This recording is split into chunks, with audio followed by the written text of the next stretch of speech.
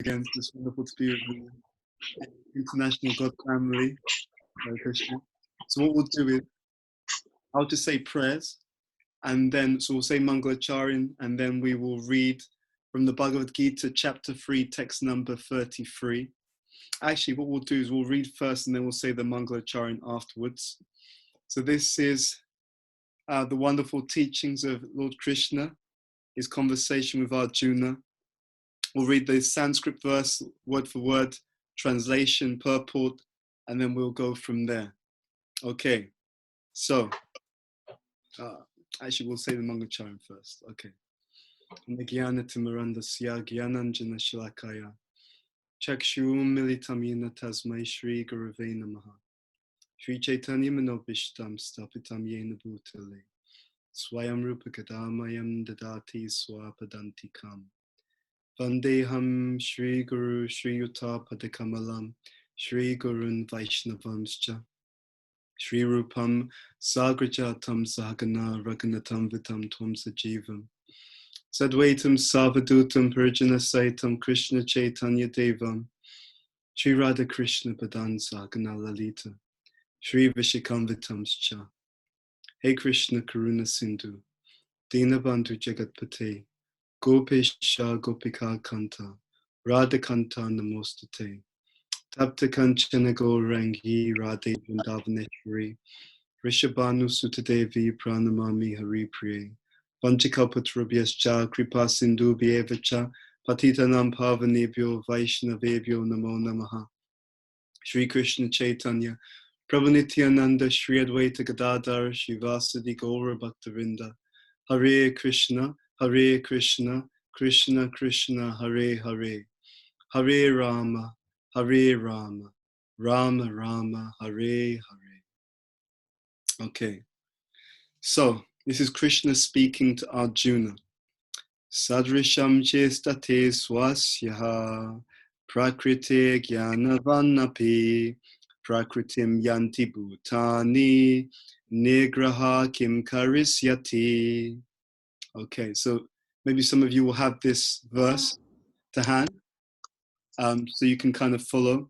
So I'll just read this word for word transliteration. Sadrisham, accordingly.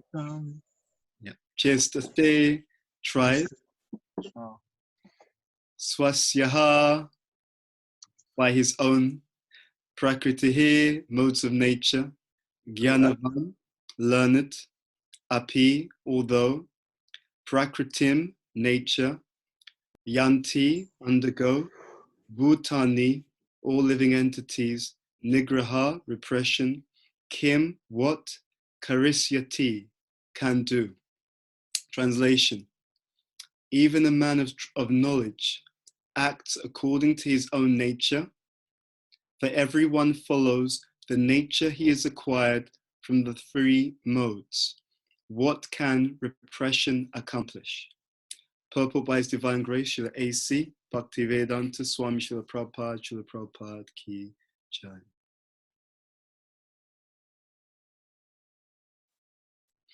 Unless one is situated on the transcendental platform of Krishna consciousness, he cannot get free from the influence of the modes of material nature, as it is confirmed by the Lord in the 7th chapter, 7:14.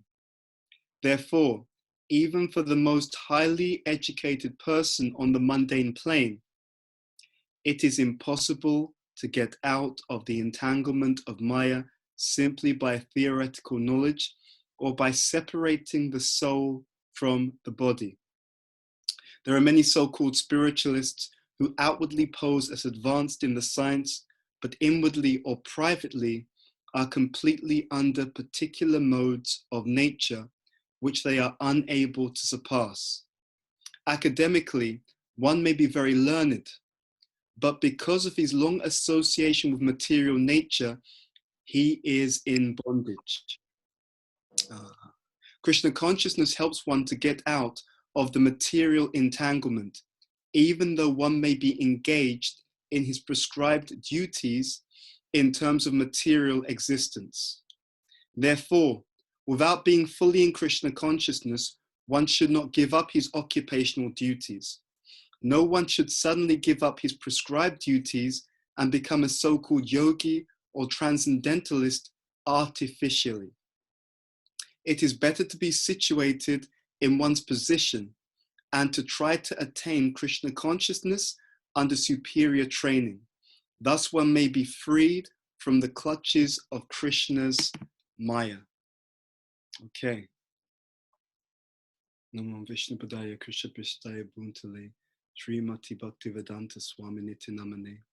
Namaste Saraswati Devi Gauravani Pracharine Nivishesha Shunyavadi Paskyatyadeshatarine.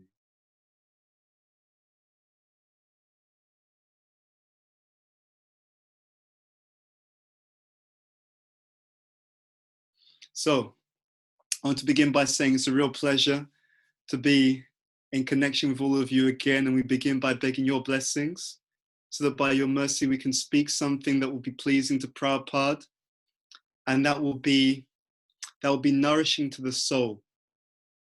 It's a very interesting verse in the Bhagavad Gita. We've been explaining to audiences recently that there's a lot of anxiety in the world.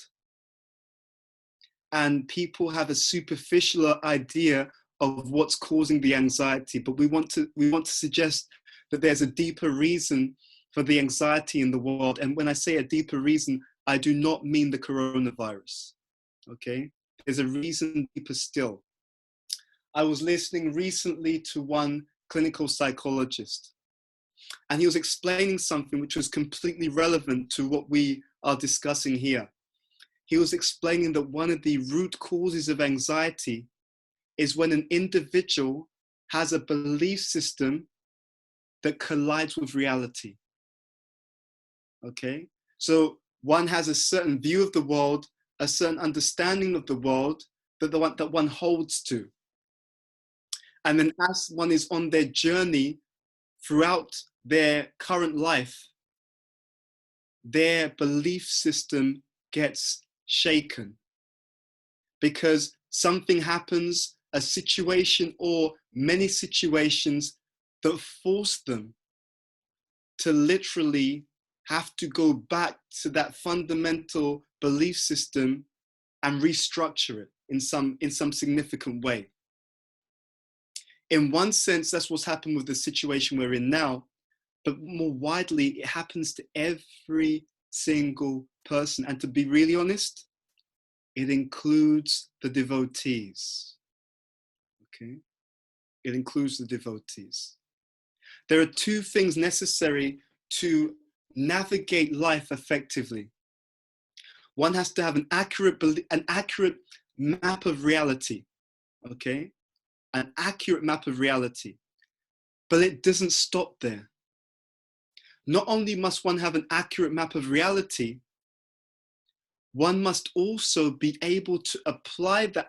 One must understand the map and then be able to apply that map effectively and accurately at any given time, at any given place, or in any given circumstance. So these three things, let's think that through. First of all, an accurate map of reality, right? An understanding of the world that actually fits the realities of the situation, right? So it describes life, it describes the existence, it describes the environment accurately. This is how things really are. That's the first thing. Second, that map has to be properly understood, okay? And then third, having got the map and understood the map, one has to be able to see how does it apply to a particular circumstance. And when one has those three things, you literally become empowered to navigate virtually every situation and circumstance in life accurately, right? What does it mean to have a map? It means to have a clear understanding of where you are, where your goal is, and the journey from where you are to a desirable outcome. This verse in the Bhagavad Gita, this is a key map. This is a key part of the map. It's a key understanding, okay? Even a man of knowledge acts according to his own nature. For everyone follows a nature he is acquired from the three modes. What can repression accomplish? And I want to share with you something that happened to me. So it's quite a few years ago, my wife and I, we were on our way to a mentorship retreat with His Holiness Satchidananda Maharaj. And we were discussing something with him on the journey. And then he posed a question to me. He said to me, he said, but Bhuta Bhavana, do you know who you are? That's what he said to me. He said, do you know who you are? And what was very interesting is from that point onwards, somehow I started getting into an understanding of natures, starting to understand more and more about different people's natures, my own included. So it just suddenly so much insight from the teachings became available in that way. And maybe you can relate to this. Sometimes you've seen, many of you won't check films or anything like that, but just thinking back to your past, you've sometimes seen a film, right? Or actually, let's get a better example. I won't even use a film example. I was thinking about my childhood, right? And it's interesting, when you're in your childhood, it appears one way, right? And then what happens is when you become an adult, you turn around and you look back at your childhood, but now through the eyes of a more mature person, a more experienced person, a person who's been around other people and seen how other people do things. And so now you look back at your past, literally with a different index, and the whole thing is evaluated differently. Right? It's somewhat an incredible experience. A friend of mine, she was talking about her experience of being with her partner, and they have a child. And she told me, she said something about her parents actually. What she said is, see, because she reflected, now that she had a child, she had a house, they had money, they had a career, and her husband had pointed out to her that the way that she was looking after the money was not very effective. And he was saying to her, no, we have to save, we can't spend, and she very much appreciated it. But because she saw his example, she started to look back to her childhood, and she said to me, my parents would just squander money. They would just waste money. And she had this reflection, and it struck me when she told me. She said, they never taught me to look after money. And the way that they looked after money wasn't very good. And because the way they looked after money wasn't very good, I inherited these habits unconsciously. Right? And it was an interesting statement because it got me thinking about two things. The first thing is how much we pick up consciously and unconsciously just by association. And how much we pick up especially when we are young, right? Because we don't have the filter of the intelligence to filter through what we're going to accept and what we're going to reject. So that's one thing. We call this nurture, okay? Upbringing, environment. But there is another side, ladies and gentlemen. And this other side is what Krishna is speaking about here. Even the man of knowledge acts according to his own nature. When I look back on my past, Krishna gave me one of the most shaking wake-up calls that I'd had in decades. Because when I look back at my past, I saw how many times I had been trying to be something different to my nature. Right? I saw how many times I had tried to do something that my peers were doing, but what was really interesting is when they were doing it with ease, with finesse, with style. And I was trying to do the same thing, and it was a complete disaster. It was a complete car crash. And when I started to dive into this topic, I started to understand why. And this understanding is gold in the modern world, and is so powerful. Krishna speaks about this point. He speaks about Varna Shankara. And it literally means people who do not understand who they are. I was preparing a presentation for some youth, which I may do in a few weeks' time. and I was thinking of a title for the presentation. And the title I came up with was No ID, No Impact. Okay? No identity, no impact. What do I mean by this? The root compass for all of our activities is identity. Try and understand that. The root compass of all of the things that we do, it's traced back to identity. I remember being in a seminar by one Prabhupada disciple, and he was explaining that the decisions, the choices that the mind makes is actually based upon identity. So depending on who I think I am, that determines the choices that I make in life. And then the choices that I make in life determine my destination in life. Incredibly powerful. And then someone, actually one guru was referencing a documentary. And in this documentary, it was talking about the same point. The documentary was saying that the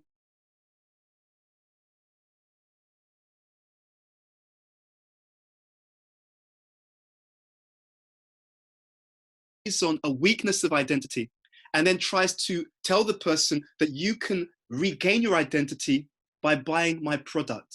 And literally, you can regain your identity by wearing the identity of my brand. Right? You're valuable because you have an Apple iPhone. You're valuable because you have Nike trainers. You're valuable because you shop in Tiffany's or whichever organization. So when you have a society who lack identity, then they also lack focus and they're not clear on where they should be going. So Krishna consciousness is the greatest transformation. Why? Because Krishna consciousness begins on the platform of spiritual identity. Dehinosmin yata dehi komranyovanam jara. Tata dehantara praptir dira tatra namuyate. It's a big thing. It's a big thing. The first principle, the first thing that frees us is the understanding that you're not the body, right? We come in contact with that knowledge, transformative, transcendental wisdom, okay? So this map, okay, let's reorientate the world. Let's turn this around. How do we do this? First point, by letting everyone know, no, you're not the body. You're not male. You're not female. You're not English. You're not African. You're not German. You're not Indian. Jivara Supoy Krishnera Nityadas. First point, you're not the body. You're an eternal servant of Krishna. To the extent that we deeply imbibe and deeply accept that identity, to that extent, the entire orientation changes. And the most important subtle thing is, if I change my identity, I also change my desire. So if I know that I'm an eternal spirit person, spirit soul, and if I know, therefore, that I will nourish myself with spiritual food, spiritual artifacts, then my whole life changes its orientation. My whole life changes its orientation. So one of the most powerful things that we can do as devotees, because I've been thinking about this for decades, how do we relish Krishna consciousness on a much deeper and more powerful platform?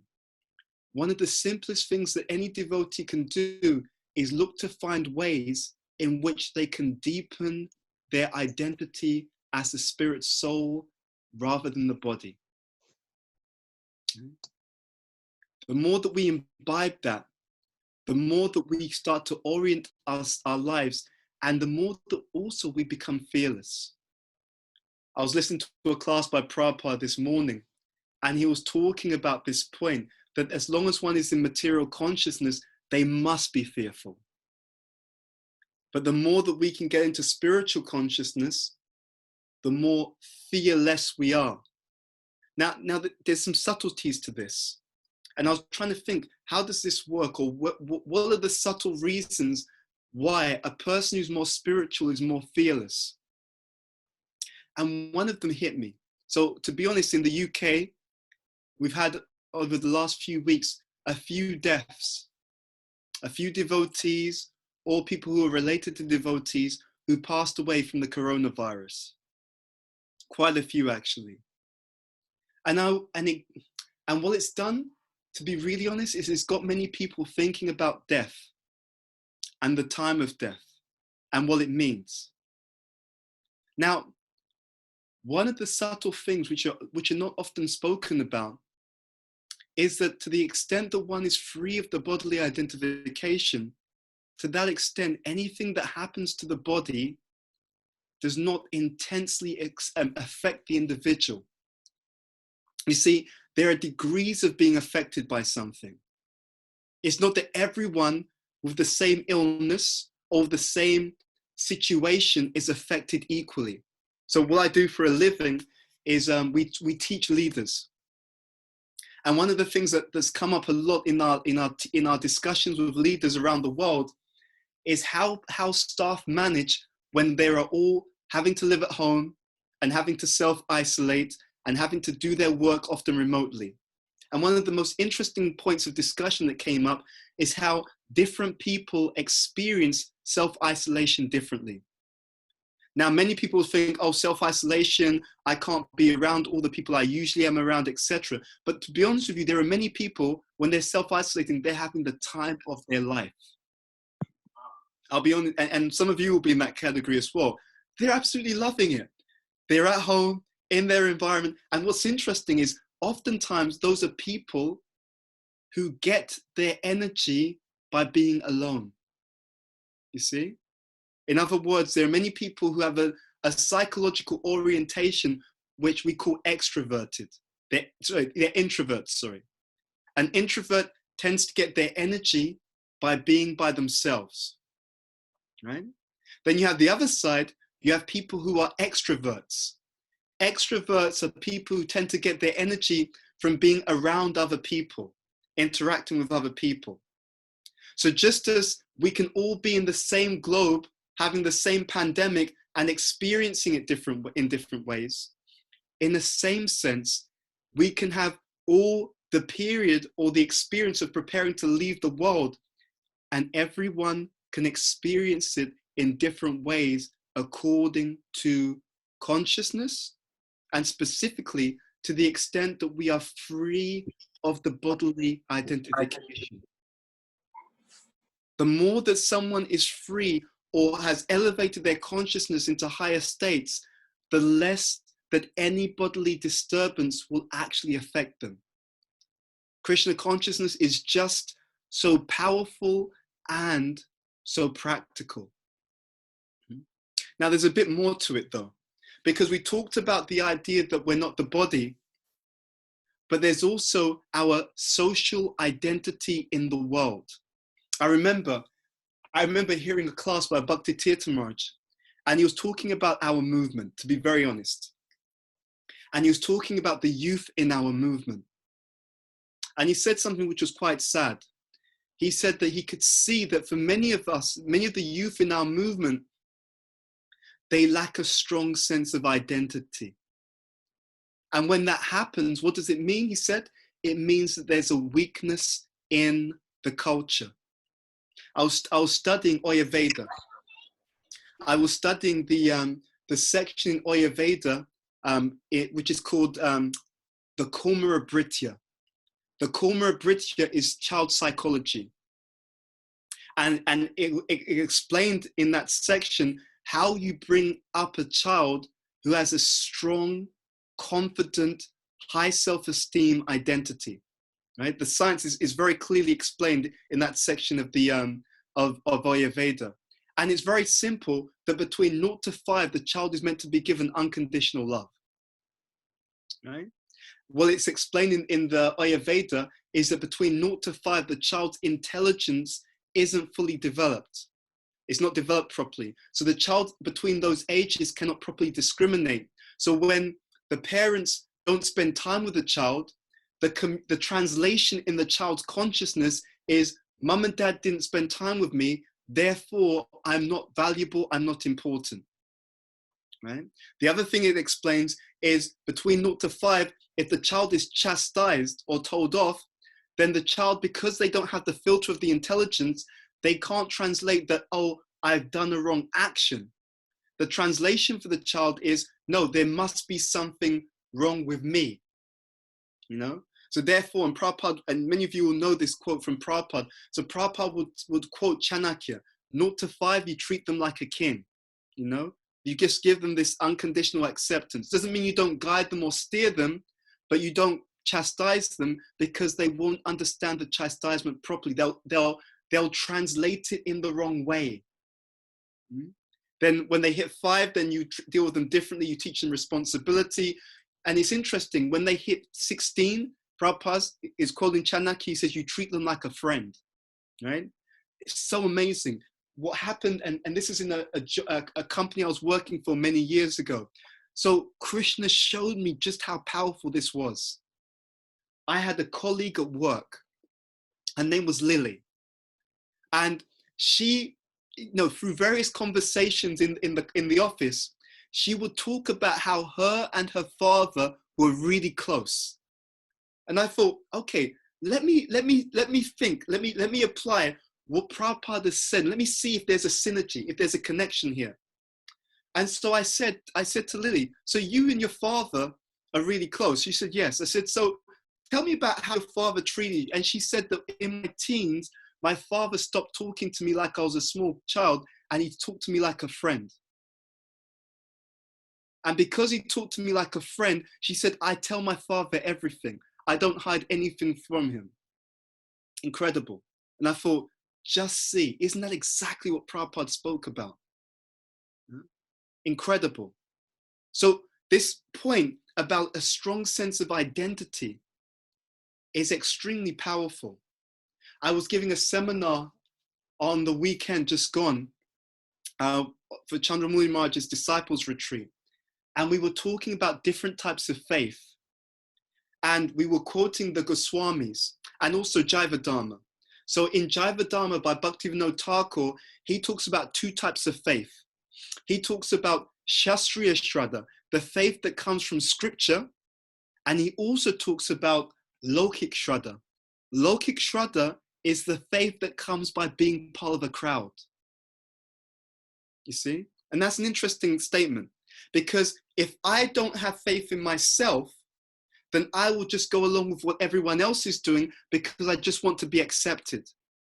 To the extent that I don't accept myself, to that extent, I may be depending on other people to accept me. And when I was thinking about this, something hit me, and it struck me that therefore, if we want to be successful spiritual people in a world where people want to do something which is ungodly, then think about it. Do we have to have stronger faith or not? What do you think?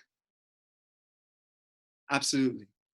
We have to have faith which is so strong that we can go against the tide.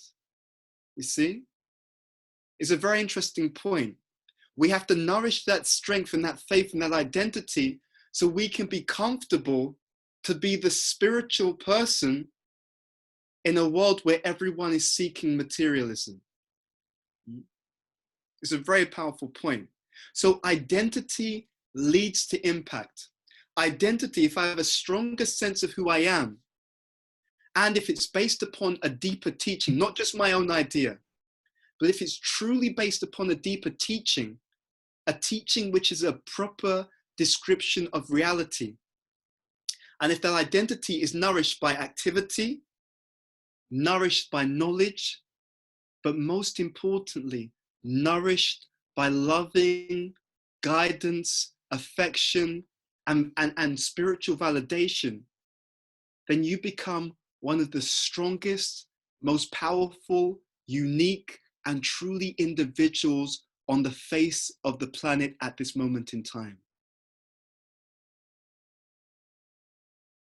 Prabhupada was so powerful for a number of reasons.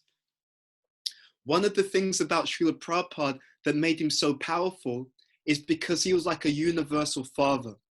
I took this lens. I started to look back at my past, but I also started to look at Prabhupada and his interactions. So many of you have seen memories of Prabhupada. You'll have heard stories of Prabhupada. You'll have seen Following Srila Prabhupada, the DVD series. And when I looked back, it hit me. I thought, my God, I just saw something. It was amazing. I saw that Prabhupada, being such a perfect and nourishing father, what he did with the devotees is, because he was so nourished himself, and because he was so connected with the source of all love, Krishna, in his interactions with his disciples and other people, he could understand what they needed, when they needed it, and he would just give it to them, right? So in his interactions, he would be validating his disciples. He would know how much to give them a kind word, how much to give them correction, whatever they needed at different times. He would be so perfectly attuned that they would become stronger and stronger individuals to the extent that they took up and they imbibed what he was offering them. Like a perfect parent. A perfect parent. And therefore they were nourished in knowledge, but they were also nourished in the affection, in the dealings between him, them, and therefore because they saw his example, as they matured, they became that same example for one another. That is how you create a true, empowering, loving culture of people. Now, the one other thing I'll come back to before we open up for questions is that there's two levels of identity. The first is that we're grounded in the spiritual identity, but it doesn't stop there. Why doesn't it stop there? Because this verse says that even a man of knowledge acts according to his own nature, for everyone follows the nature he has acquired. So this goes back to what I saw. So where I constantly failed in life, I was trying to be this super manager. Execution, organize things, get stuff done. My friends, oh my God, and if you saw them, I mean, they could manage in their sleep, you know? They could manage while taking prasadam, right? They could manage while having a mango lassi. They were that good at management. I would spend all day trying to do the same thing. It was a disaster. It was a disaster. And then when I hit upon this understanding of natures, I realized why. And this relates to the Vana identity. So yes, I'm a spirit soul, true. But that spirit soul is expressing itself in this external world in this lifetime. So it's expressing itself through what we call the swabhav, yeah, through my nature. And it's interesting, Vishwanath Chakravarti Thakur says, your swabhav does not change, yeah? Your swabhav, your nature doesn't change. It becomes purified, but it does not change. Very interesting. So people talk about being themselves, but actually we have a deeper, more accurate understanding of what it means to be yourself. There is myself in the mode of ignorance. There's myself in the mode of passion. There's myself in the mode of goodness. And there's myself on the transcendental platform. So when we talk about being ourselves, we're literally talking about being the best, which means the transcendental version of ourselves.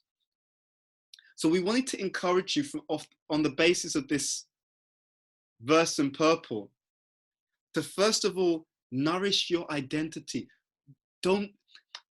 I've been putting together some research on this. The trouble with the modern world is we try to go for superficial solutions. And there's sometimes a need for that. Sometimes you need a quick fix because there's an emergency. But I would encourage you to really think, how do I nourish? And this is, in one sense, what our entire process is about. How do I nourish my deep identity? How do I do that, right? Because the thing that we carry through every circumstance is ourselves, is our own identity, our own consciousness. We bring that through every interaction, every experience, every speech, I mean, it's incredible. You can tell so many things about a person by the way that they speak. When I was learning about Varnas, it was amazing. I was in Germany and we were speaking, this was Goloka Dham. We were speaking in one, in the area where they take prasadam. And my wife and I were speaking to one of her friends, and she was talking. I think she's gone to visit the zoo or something like that. And she was talking about the animals. And she said, I realized why why it's such a great experience. Because I think she was talking about the lion. And she said, the lion is so strong, so majestic, so powerful. And literally every word she was using and describing, the more she described these powerful, majestic words, the more she was becoming excited. And I was just smiling. I was just giggling because I could see, she's a Kshatriya. You know, so what happens is she's speaking her value system, right? She's speaking her value system, because it's interesting, in the Mahabharata, there's a pastime where the Pandavas, they are undercover. So they're Kshatriyas, but they're dressed like Brahmins because they're in disguise. And they enter the palace of the king. And the king is watching them. And what he notices is these people are dressed as Brahmanas. But when they're looking around the palace, they see on the walls these weapons. And they immediately move to the weapons on the wall, and they start looking at weapons and talking about the weapons. They're very interested in the weapons. And the king understood, these guys can't be Brahmanas, right? Because Brahmanas, they're not going to be interested in weapons, right? And he saw the build also, he thought, no, there's something wrong here. These dudes must be Kshatriyas, right? Because what happens is, due to the inherent value system that we have, some things in the environment will become more in the forefront. They'll draw our attention more. And some things will become less important. They'll draw our attention less based upon our value system. You see? And it's interesting, with my friends who are managerial, they notice everything about management. When we go to a program, they'll notice how it's well organized, everything was on time, everything, everyone had whatever they needed. Because they're managerial, they notice these things because it's their value system according to their nature. So we have, to be honest, Prabhupada has given us so much incredible treasure to help the modern world and to help ourselves if we know how to take advantage of it. He's given us not only the spiritual understanding, but even how to maneuver our way in this world as we go on our journey to fully realize who we are spiritually. And the last thing is, when we understand who we are better, it's easier to understand who we're dealing with. I just agreed, so in the UK, they have this, what they call the School of Bhakti. And they do these different seminars, and they're doing a lot of seminars online. And I've just agreed to do a seminar, and feel free to tune in if you like to. I've just agreed today, I'm going to do a seminar on how to find a compatible partner. And one of the things I'm going to talk about in the seminar is that if you want to find a compatible partner, and this is directly what Prabhupada says, you look for someone who's got a similar nature to you. If the nature is similar, then the expectations and the values are similar. Therefore, it's easier to connect, to understand, and to relate to such a person. There was a study done of this. Very interesting. So even in the secular world, they did a study of this. They looked at couples who had been married for a long time and who were happily married, who both independently said that they feel happy in their marriage. And they did a lot of analysis to find out, what is it? Why are they happily married? What are they doing differently to others? And the number one conclusion of the study was that those couples who were happily married, the husband and wife had similar values. And this is exactly what Prabhupada states in the 3rd canto of Shrimad Bhagavatam, right? Where they have a similar nature. The term that's used in Sanskrit is swajati, right? Because, and it's interesting, what I'm going to explain in the seminar is it becomes even more important now than in the past. because in the past, we were brought up to be more dutiful. So you'll see sometimes in the past, that wasn't there, but it didn't matter so much because we were brought up to be more dutiful, right? In the past, many people grew up in the more traditional way, in the more traditional culture, is that you learn to love the person that you marry, right? In the past also, we did not have this. We did not have the mobile phone. Therefore, we did not have this instant gratification, this instant expectation. I remember when I was young, it was only when I'm going to ask you to put your phone on mute, please. It was only when I went to university that mobile phones really took off. And I remember when I was at university when people started using the text message.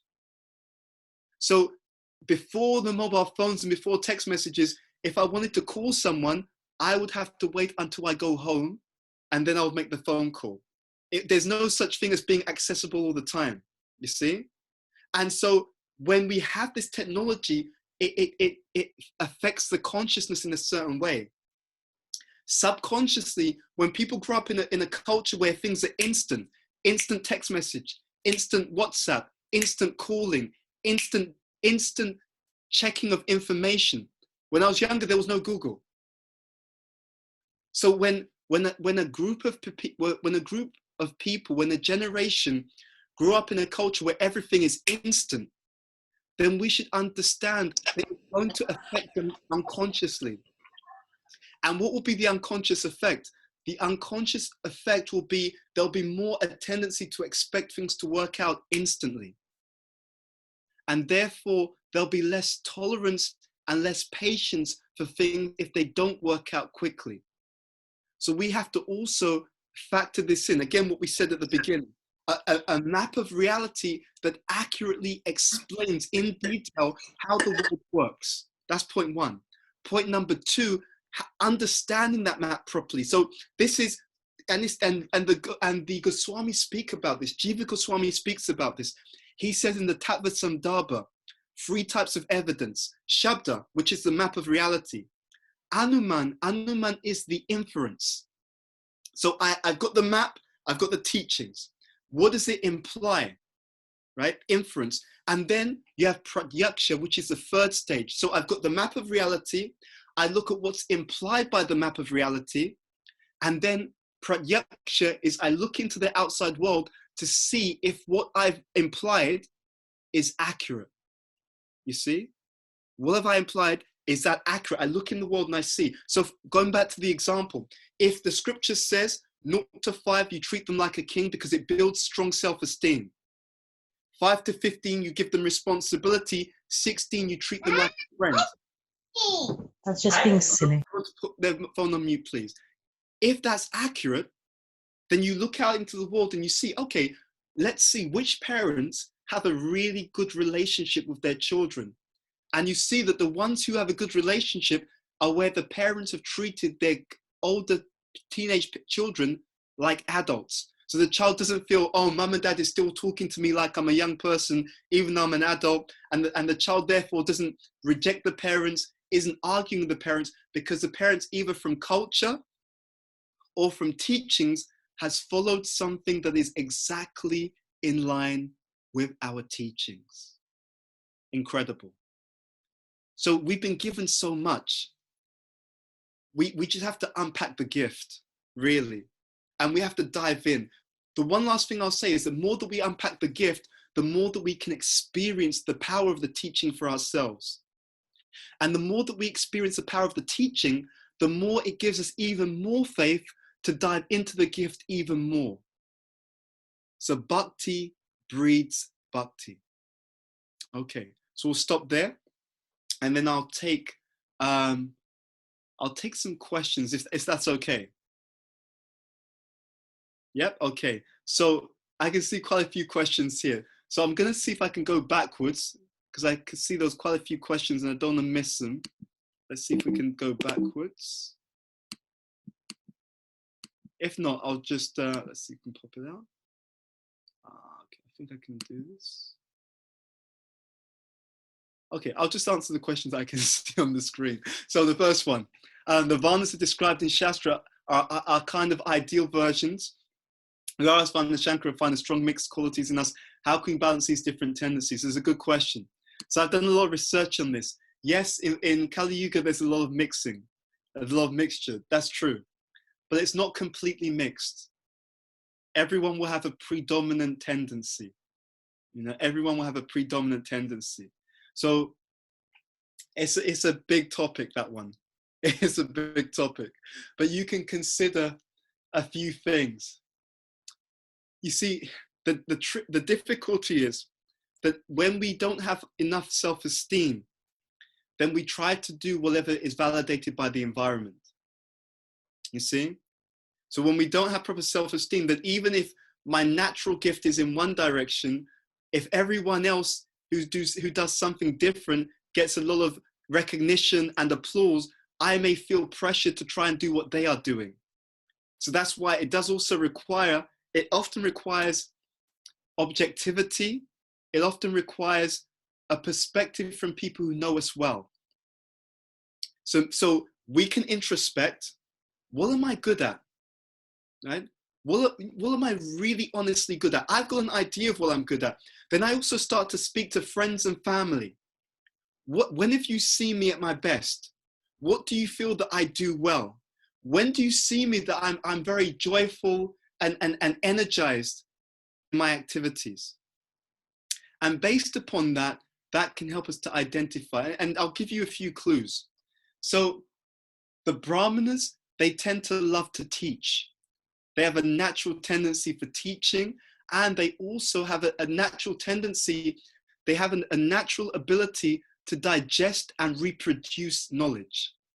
Okay, so they can take knowledge in, they can digest it, and then they can actually represent the same knowledge, but in a different way.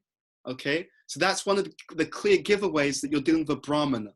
Okay, the Kshatriyas, they love to be in charge, they love to lead, but it's not just leading, actually.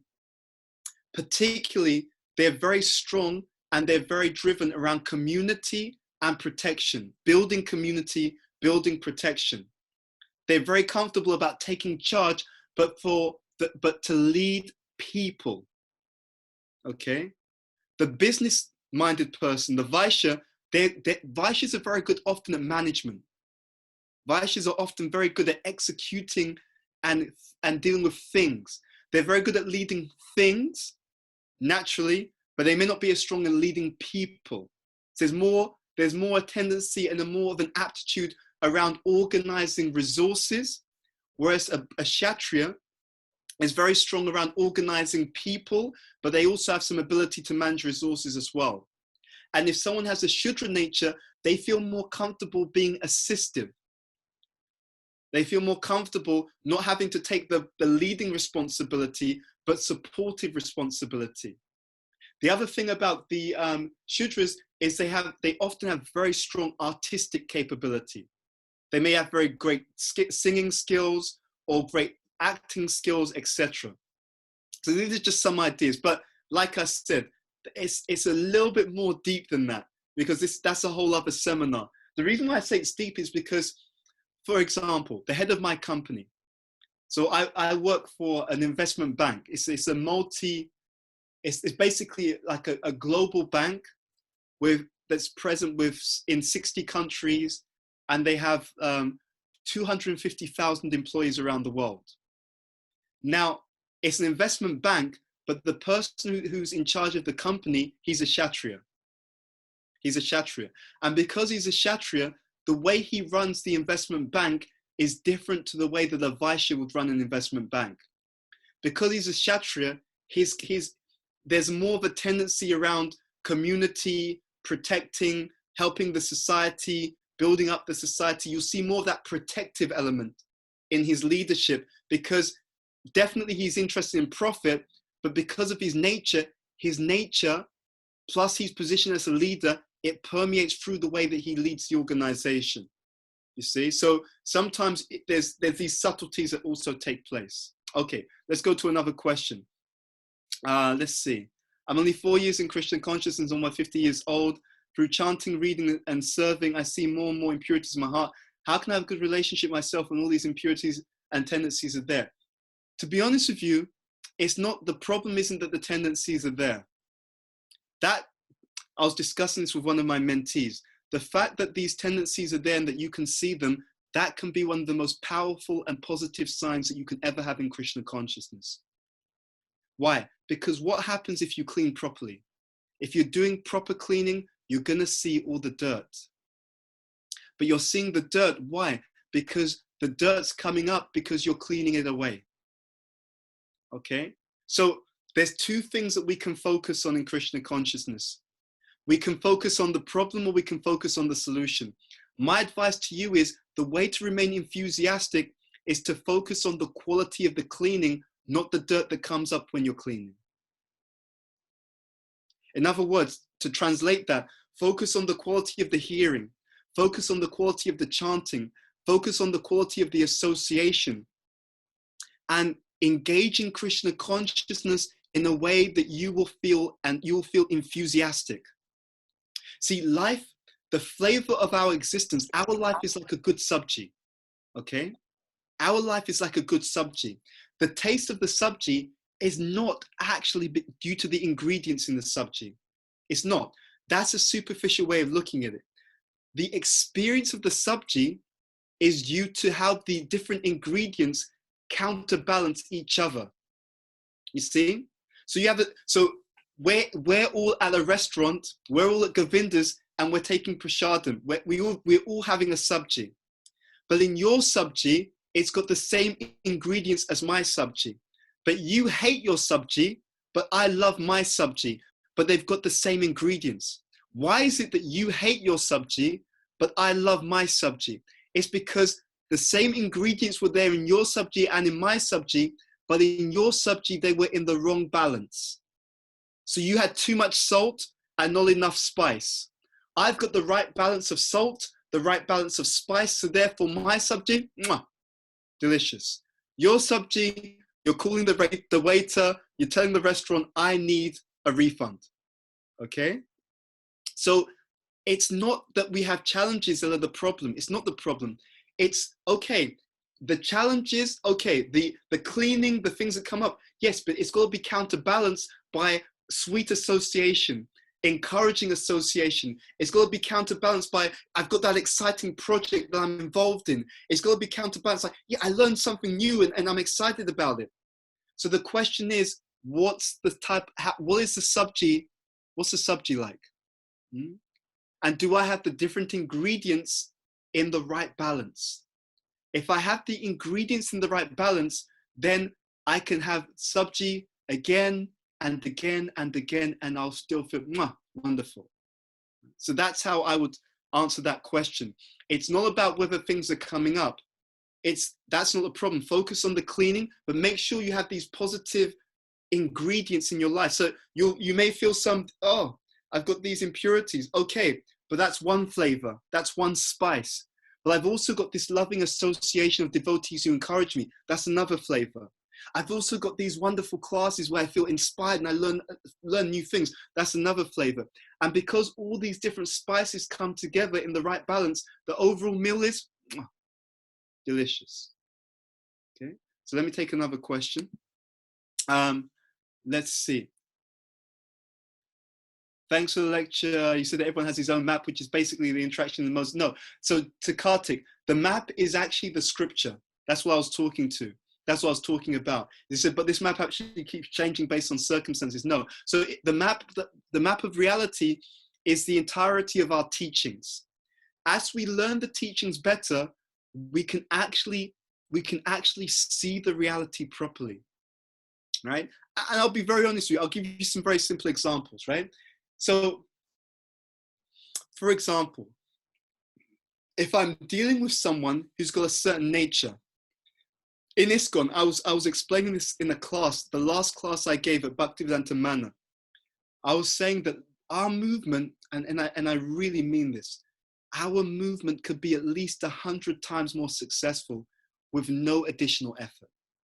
I repeat, our movement could be 100 times more successful with no additional effort, potentially with less effort, actually, if we just reposition people according to their talents. And I think you know what I'm talking about. You sometimes see someone giving a class and you know that this person is just not very good at giving a class. They're just not, you know, now everyone should preach, but that person, they don't like it. They're not good at it. They're struggling to do it. And the class are also struggling because they just feel, oh my God, he's giving class again. Oh no. You know, they didn't realize it was too late. I walked into the temple room and I realized it was too late. I couldn't walk out again because I was being watched. So I had to sit down and I had to bear it. I'll be honest with you. I was in America. There was a youth retreat, and some of the youth in America, they were telling me how they don't go to the classes in the temple.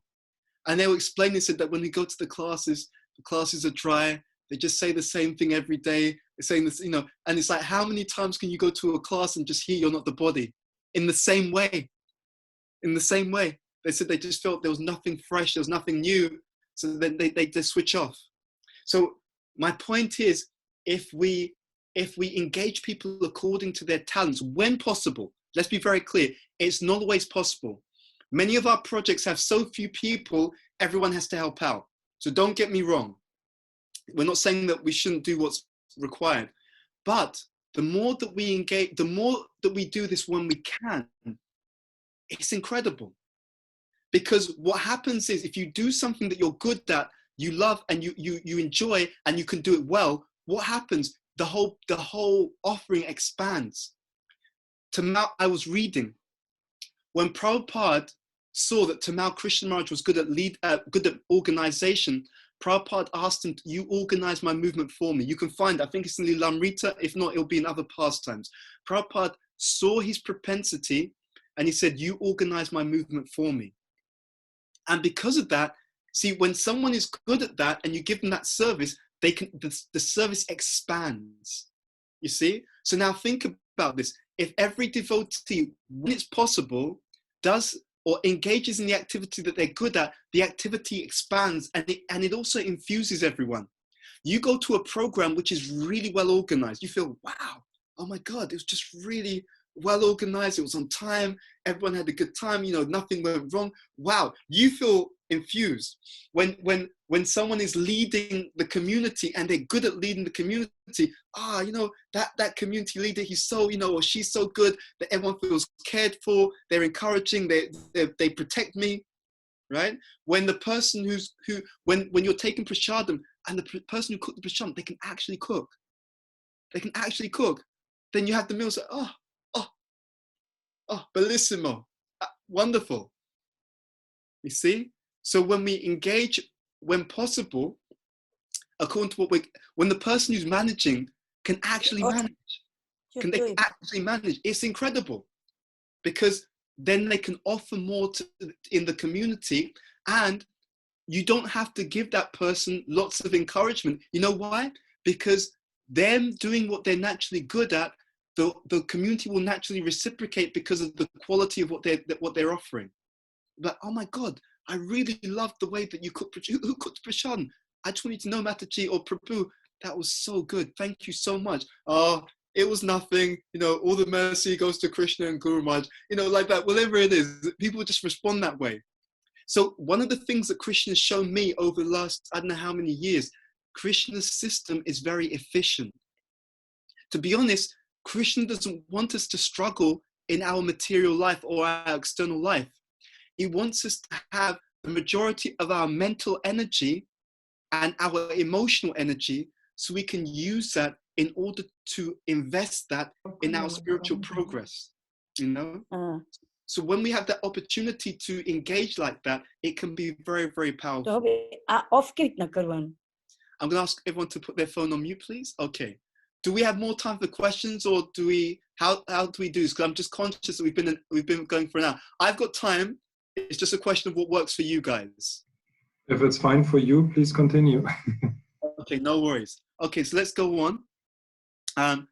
So Girish, my dear friend Girish. So hope you're well. I have 2 children, age 7 and 9. Most classes are a little too deep for children this age.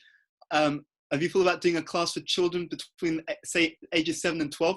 I think it's a great idea. I'm up for the idea.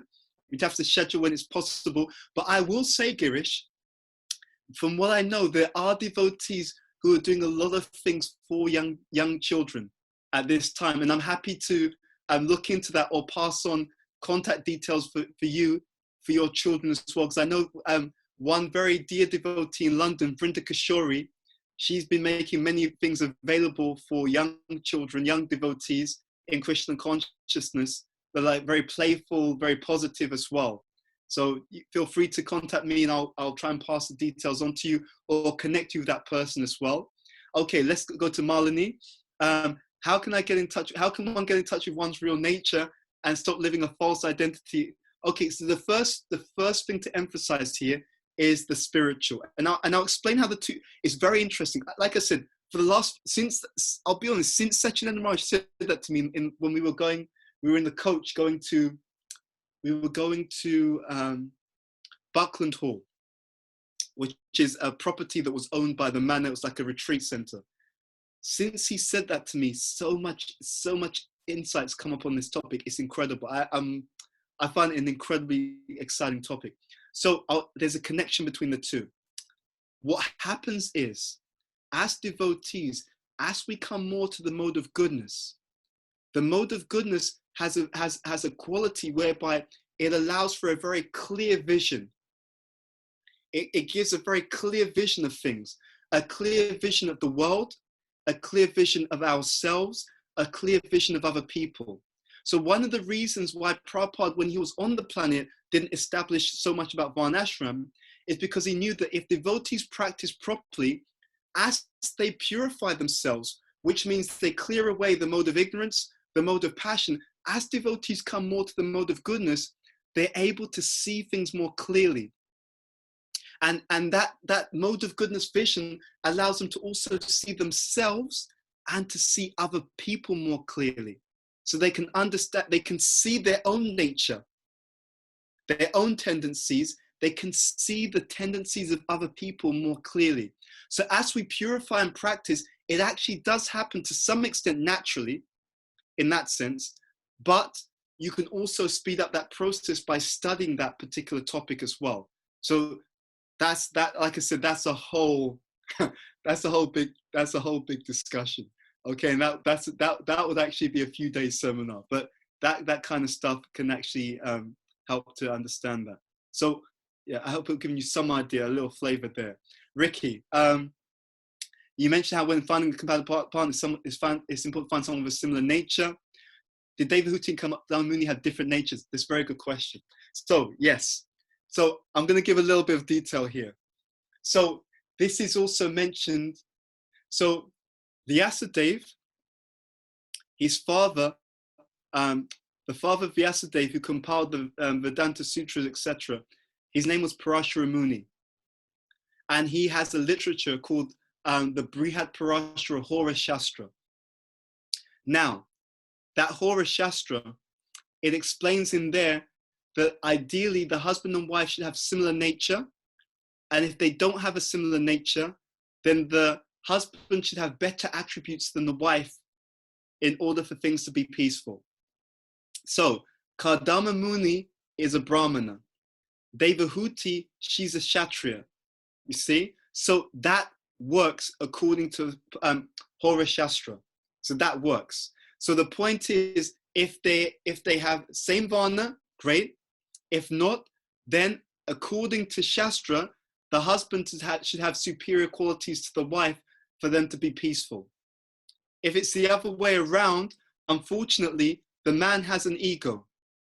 So he struggles to deal with a situation where his partner has superior qualities to him. And then it's also said that she struggles to deal with a situation where she feels that the husband is in some way less capable than she is, you know? So that's actually what the Shastra says in that sense. So for a peaceful situation, and Prabhupada actually writes about this, you can read it. Anyway, you can find these different things. One place, if you want to look into this more, there's a book, I think it's The 4 Goals of Family Life by Jagannatha. So in that book, she quotes extensively some of the different things that Prabhupada said. And as I said, these are Swadharma, Swabhava. These are the inherent natures, and the inherent natures don't change. You can work around this. Let me explain that also. So this is, if people have that situation, that does not mean your marriage can't work or that you should leave, or no. If you're married, you should make it work. But what it means is, it just made me require a bit more effort to kind of, work through these different things. But it's just that, as we said, Krishna's system is very efficient. So he says, if you do this, it's just less work. It's just easier. You see, like that. Okay, so I think I've made that point. So I've answered that question about them having different natures. If so, was it that their relationship worked really well? So I'll give you another thing on this. The scripture works like an equation. Okay, so let's say I marry someone and our natures are very different. So it may be a bit more work because we have very different expectations. So what makes them excited bores me. And what makes me excited, they have no interest, or they actually find it very negative. Okay, but there's a bit more to it. I'm going to ask you to put your phone on mute. Thank you. But there's a bit more to it. See, sometimes we see a situation, because this has come up. I was speaking to some devotees in the UK, and they said that I've seen devotees who are very similar nature and their marriage failed. I saw other devotees very different and they're still married. So how does that make sense if we're saying this? And I explained to them that the scripture works like an equation. It's like a mathematical sum. So sometimes you have devotees who are married, very different nature, but they both grew up in an environment where they had extended family and they had tremendous support structure.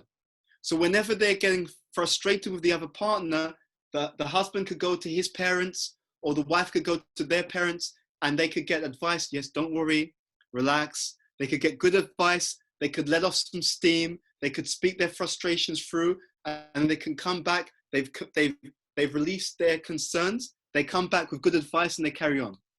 So even though they're not so well matched, because of the support structure around them, they're able to have extra capacity to keep going. Sometimes they may be not so well matched, but also they've grown up in an environment where they saw very, very good and healthy examples of husband and wife working together, collaborating together, supporting one another. So their culture provided them very, very quality training, right? So this is how you speak to your partner, because I saw my dad, when my mother got upset with my dad, this is how my dad responded. He was very cultured. He didn't shout. He gave her time. He listened. He tried to understand. So they got training culturally. So they have this as part of their natural behavior, or they learned it, you see? So then again, so even though they're not so well matched, it's counteracted by their cultural upbringing. It's counteracted by the support structure that they have around them, whatever it is, you see? So it's like an equation. So certain things weren't so strong, but it's counteracted by something else. Again, like we said, like the sabji, right? Some of you are good cooks. If you're cooking something and you put too much salt in, and then your Guru Maharaj is waiting for the meal, you don't have to cook again. You know, okay, I put too much salt in, I'll just put another ingredient that's going to balance it. And then you can still serve the same sabji because you corrected it, you see? So that's how it works. So if the one thing is out, but by training, one can counteract it. By, working together, one can counteract it. By having open discussions and seeing, okay, I know that the things I'm into, you don't like. By maturity, you can counteract it. I even know I heard of one couple, where they realized that if they really keep Krishna in the center, and I'll be honest with you, but that also means that we have to be very Krishna conscious, they were able to counterbalance that, okay? But I'm saying this more for an audience. The seminar I'm preparing is more for an audience who aren't married. So if you're not married, then you would actually follow what Prabhupada said. You find someone with a similar nature. And I'll be honest with you, I first heard this, we were at Bhaktivendanta Manor, 1999. So my spiritual master, Bhaktivendanta Maharaj, he was staying at the manor. They had a room which was reserved for sannyasis. And I first heard this at that time.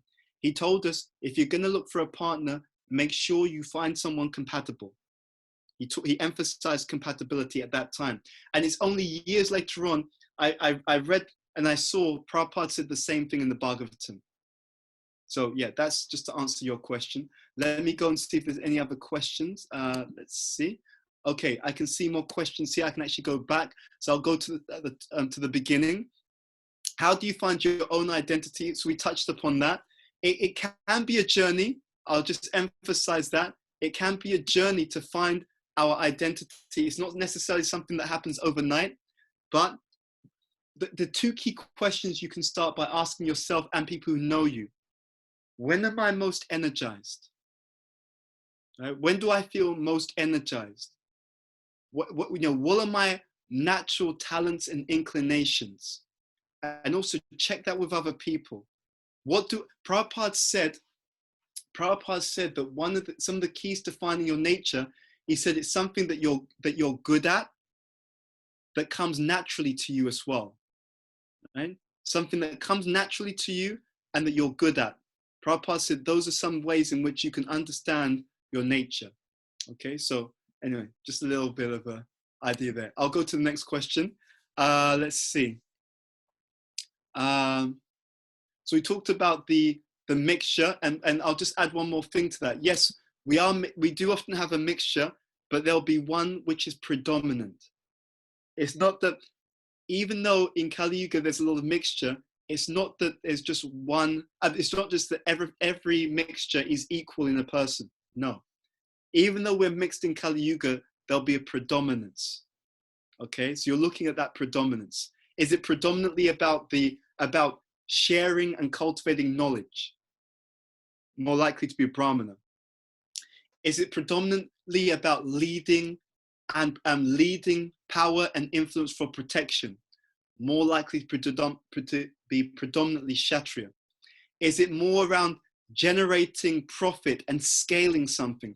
The Vaishyas have a natural capability to scale something, and they tend to be very good at managing things as well. Please put your phone on mute. Whoever's joined, please put your phone on mute. Thank you. That's that tendency to scale things. You see, people, I don't know how it is in Germany, but in the UK, everyone wants to be the next Steve Jobs. And in American culture, it's like that also. But Steve Jobs did not learn to become a businessman. Right? You should be very clear on that. The people who are the most successful business people in the world, they're natural businessmen. In fact, the most successful business people in the world, if you look and study their lives, none of them studied business. Right? The most successful business people in the world, they did not go to business school. They employ people who went to business school. That capability that they have for business is inherent. They're natural Vaishyas. Yeah, and interestingly enough, even the best, some of the most successful artists in the world, like singers and dancers, they are naturally like that. You see, and what they've done is they've built on and they've invested in the natural talent that they had. Now, that doesn't mean that if you don't have that nature, you can't do business. It doesn't mean that. It just means that it may not be your natural skill set, so it may require a bit more effort and time and investment to do that kind of thing, just so you know. Okay, let me go on to any other questions. Let's see, so we've answered those. We talked about nature, compatible partners. Okay, let's see. Could you share details of the next seminar about relationships? Actually, I don't have the details of that next seminar. I agreed with the School of Bhakti that I will do the seminar, and I gave them some dates that I could do, so they're gonna come back to me. But watch this space. How to find a compatible partner is coming to you on Zoom at some point soon. It'll probably be in May sometime, and it will be a virtual session as well. So what I'm going to do is it will probably be a 2-hour seminar on the topic. Okay, so let's carry on with the questions. Let's see. So Kartik. So yeah, the map is more than just the interaction with the modes. It's actually the scriptural understanding about how the material energy works. So let's see, what else? Before this coronavirus, I had different plans, which are mostly oriented towards Brahmana nature. Now I've got a strong urge to plan self-sufficiency, to grow my own food. which is more Vaishya nature? How can one evaluate whether the changes, desire, or thoughts of the original nature? Fantastic. So this is a very good question. I'm really glad you answered that question for two reasons, and I'll explain why. What we do in life is based upon not just nature, but it's based upon the needs of the environment as well. So some things we do in life are situational, right? So let's say, for example, let's say that you're an introvert by nature, okay? But you've just lost your job, and therefore you need to get another job. So what do? Because you need to get another job, you have to go out, you have to start to network, you have to start to speak to people. It's not what you would do naturally, but because of the circumstances that you're in, it's required, okay? So that's because of the situation. It's situational. Now, at the same time, if that emergency wasn't there, which required to do something because the situation required it, then what you would do naturally, that would be more likely to show your natural inclination. Now, the one other thing I would say though, and this is why it's really important to study this if you want to get more into it, it's not the case that growing your own food means that you're a Vaishya. You see, that's a misconception.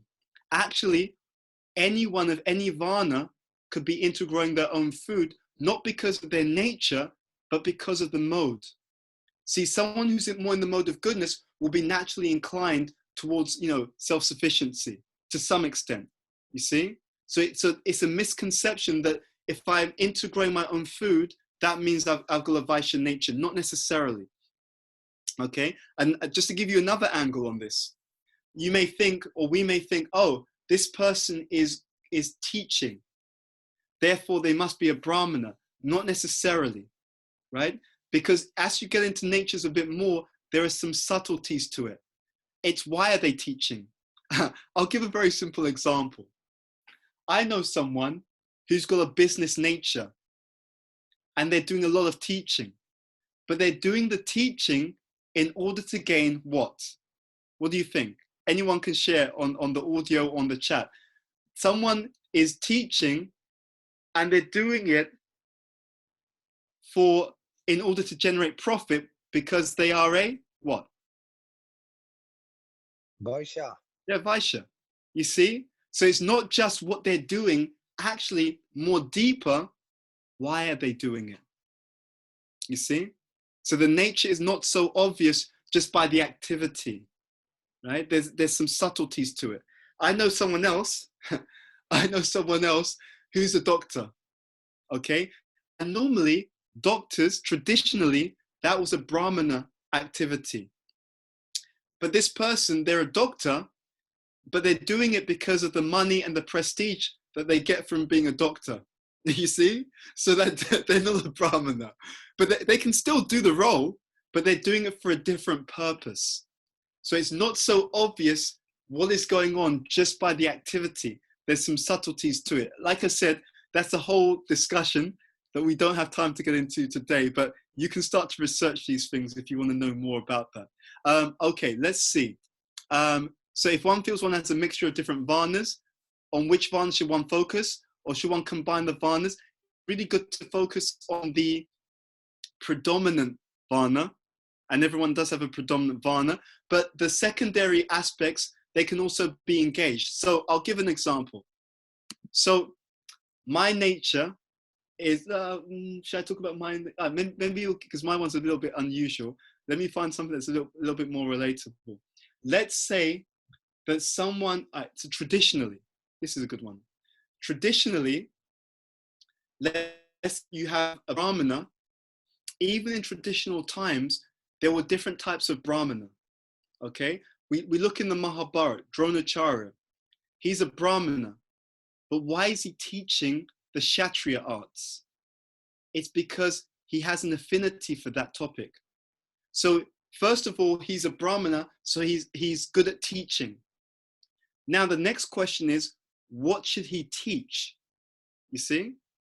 So because he has an affinity for the Kshatriya arts, therefore he's the Brahmana who teaches the Kshatriyas. If he had an affinity in a different area, then he will teach in that area where he has that affinity. You see? So there's also how the secondary aspect can also play a role in the expression, right? Even down to the fact that even though the majority of people will be Shudras, which is assistants, and there's nothing wrong with being a Shudra, by the way. The vast majority of people in any community or society will be Shudras. There's nothing wrong with being a Shudra. In fact, most of the devotees who will go back home, back to Godhead, will have a Shudra nature. So you should be very clear, none of the natures are bad. As long as we're very clear on that, none of them are bad. There's the story of the Brahmana and the cobbler. The cobbler is a Shudra. But because he has more faith in Krishna than the Brahmana, he can go back to Godhead, whereas the Brahmana, who's very proud, takes birth again and again. You see? So it's not that the nature determines who goes back to Godhead. Be very clear on that. It's the consciousness, the degree of devotion to Krishna that determines who goes back. So there's different types of Brahmanas based upon their affinity. So some Brahmanas have an affinity for the Kshatriya field. So they teach the Kshatriyas. Other Brahmanas have an affinity for the Vaishya field. So they teach the Vaishyas. As we said, there's also different types of Shudras. So some Shudras have an affinity for the Brahminical field. So they become the assistants to the Brahmanas. Some Shudras have an affinity to the Vaishya and to the Kshatriya field. So they become assistants to the Kshatriyas. This is spoken about in our teachings. So the charioteer, right, in the Mahabharata war, in the Kurukshetra war, the charioteers, the assistants to the Kshatriyas, they're Shudras, you see? But they're the assistants to the Kshatriyas. So they engage in that particular assistive role in the battle, you see? So there's all these different fine points to that as well. Okay, let's move on. So we've answered that question. Let's see. How sometimes not in their nature to give class, but they do. That's a good point to bring up. Their strengths lying elsewhere. So sometimes we see that this is where there's most glorification. We take that service. How do we guard ourselves and others from making that decision? So two things. There is, we as devotees, we do some things from the point of view of the ashram and some things from the point of view of the varna. Okay, so let me explain this. All devotees can be Brahminical. All devotees are Brahminical. Why? Because our devotional practices themselves are Brahminical. It doesn't matter what your nature is. Any devotee can give a class. Any devotee can preach. Any devotee can do deity service. Okay? Because from the point of view of the ashram, they can do these things because all devotees can do the purifying practices of Krishna consciousness.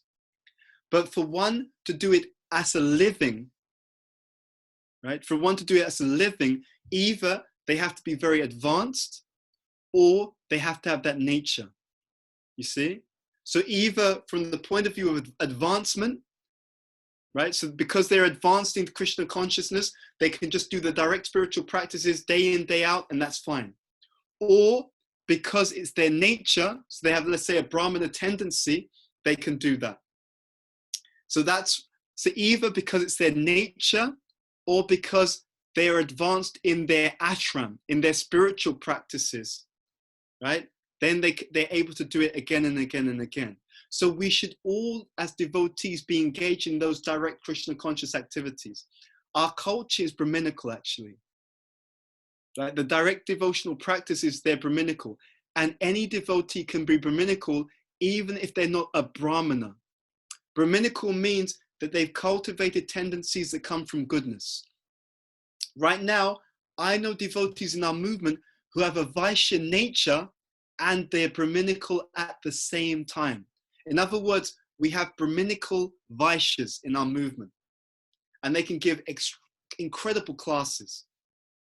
Incredible classes, right? Because what's happened is through cultivating the direct devotional practices, their nature has been elevated through to the mode of goodness.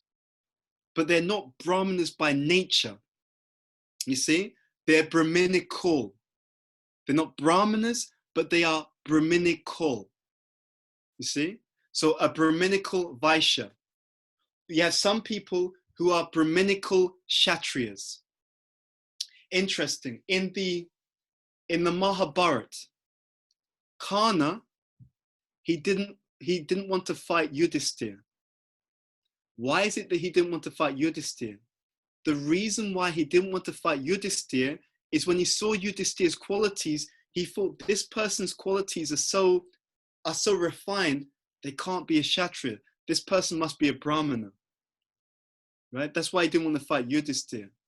But Yudhisthira is a Kshatriya, but he's a Sattvic Kshatriya. You see? He's a Sattvic Kshatriya. And because he's a Sattvic Kshatriya, his qualities, they somewhat resemble the qualities of the Varna above his own.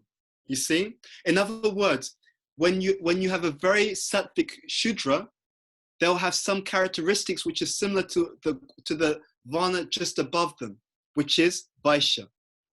When you have a very Sattvic Vaishya, their qualities will resemble, they'll somewhat, not completely, but they'll have some resemblance to the Varna just above their own. So a Sattvic Vaishya will have some qualities which somewhat resemble a Kshatriya's qualities.